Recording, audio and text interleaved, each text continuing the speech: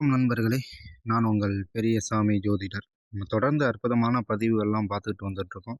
இப்போ நம்ம பார்க்க இருக்க பதிவு அப்படின்னு பார்த்தீங்கன்னா, பாவ பாவக காரகத்துவம். அதாவது இன்றைக்கு 2ஆம் பாவகத்தோடைய காரகத்துவம் பார்த்துட்ருக்கோம். அதாவது எ என்னுடைய இடையில வந்துட்டு சரிங்களா அப்படிங்கிற ஒரு வார்த்தை என் பிறப்பிலிருந்தே வந்ததுனால அந்த வார்த்தை சில நேரங்களில் வெளிய வரும். ஸோ அந்த வார்த்தை பிடிக்காதவங்க இந்த வீடியோவை ஸ்கிப் பண்ணிக்கங்க. சரிங்களா?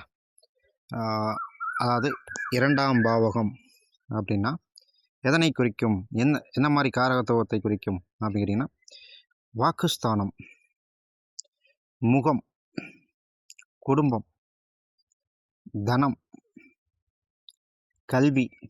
அதாவது ஆரம்ப கல்வி இருக்குல்ல, அது 2ஆம் பாவகம் குறிக்கும். அதிர்ஷ்டம், சாஸ்திர ஞானம், நம் சாப்பிடும் உணவு, சுக சௌக்கியம், பொன்பொருள், செல்வ செழிப்பு, அடிப்படை கல்வி, குடும்பம், குடும்ப கஷ்டம், குடும்பத்தின் நிலை, பயணம், அறிவு, மறுத்து போகுதல், நண்பர்களால் வருமானம், ஆடை ஆபரணங்கள், கோப வார்த்தைகள், வஞ்சனை, நவரத்தினம், நல்வாழ்வு, வருமானம், கையிருப்பு, வாய், வங்கியில் இருப்பு, யாசகம், உணவு, கற்பனை, தன்னம்பிக்கை, முயற்சி, சுயமுயற்சி, தாயாரின் லாபம், அதிர்ஷ்டம், பூர்வீக தொழில், நாக்கு,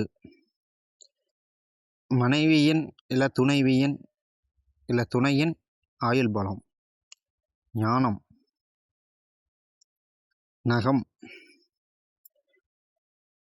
குடும்பத் தொல்லைகள், ஏமாற்றம், பர்வத யோகம், வாக்கு வல்லமை, பொருளாதார சேதம், கண்ணினால் ஏற்படும் நோய்கள், நன்றி, பொய், அதிகாரம், தீய சொற்கள், மகிழ்ச்சி,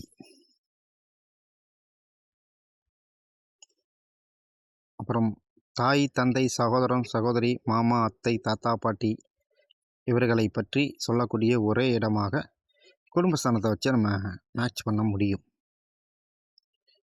அதாவது மூக்கில் போடக்கூடிய ஆபரணங்கள், நெத்தியில் கட்டக்கூடிய ஆபரணங்கள்,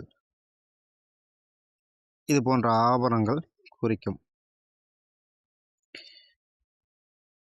அப்புறம் எவ்வளோ பண வருகை இருக்குது, எவ்வளோ மிச்சம் இருக்கும் அப்படிங்கிறத கனெக்ட் பண்ணுறதுக்கு இந்த 2ஆம் பாவம் முக்கியமாக பங்களிக்கிறது. இதை போன்ற காரகத்துவங்கள் இன்னும் நிறையாக இருக்கிறது. எனக்கு தெரிஞ்ச வரை நான் உங்கள்கிட்ட சொல்லியிருக்கேன். சரிங்களா? உங்களுக்கு தெரிஞ்சது இன்னமும் அதிகமாக தெரியும் என்றால் கமெண்ட்டில் சொல்லுங்கள்.